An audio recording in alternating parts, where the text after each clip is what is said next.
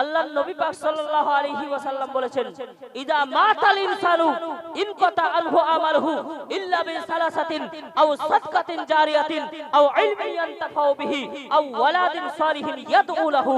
মানুষ যখন মৃত্যুবরণ করে তাদের নেকির রাস্তাটা বন্ধ হয়ে যায়, তাদের নেকি দুই ভাগ।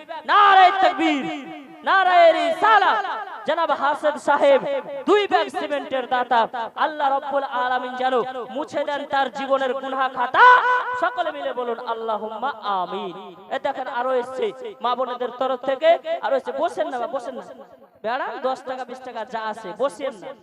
মুআজ্জাজ সামিনে کرام বলতেছিলাম, ইদা মাতাল ইনসানু, যখন একজন মানুষ ইন্তিকাল করে, ইনকাতা আনহু আমালহু, তার আমল নামাকে বন্ধ করে দেওয়া হয়, ইল্লা বিসালাসাতিন, একমাত্র তিনটি রাস্তা চালু থেকে যায়, একমাত্র তিনটি রাস্তা আপনার চালু থেকে যায়।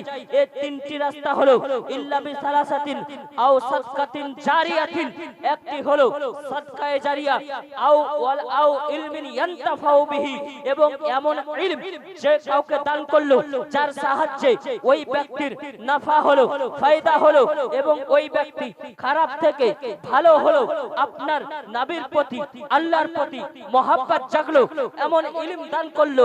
ওই ইলম দান করার জন্য ইলমটা যতদিন আবাদ থাকবে ততদিন পর্যন্ত সেই ব্যক্তি কবরের বুকে শুয়ে শুয়েও নেকি পেতে থাকবে।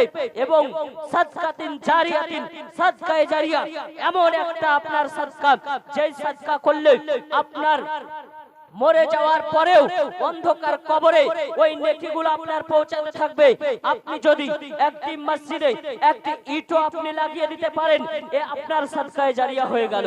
মসজিদ ইবাদতখানা, বাপ মসজিদে ইবাদত হবে, এই ইবাদতকারীর নেকিগুলো আপনি মসজিদে সহায়তা করেছেন, এই কারণে আপনার কবরেও ওই নেকিগুলো পৌঁছাতে থাকবে। বাপ বলতেছিলাম, আও ওয়ালাদিন সালিহিন ইয়াদউ লাহু, এমন নেক আওলাদকে দুনিয়ার বুকে ছেড়ে গেল যে নেক আওলাদ বাবা মায়ের জন্য দোয়া করতে থাকবে।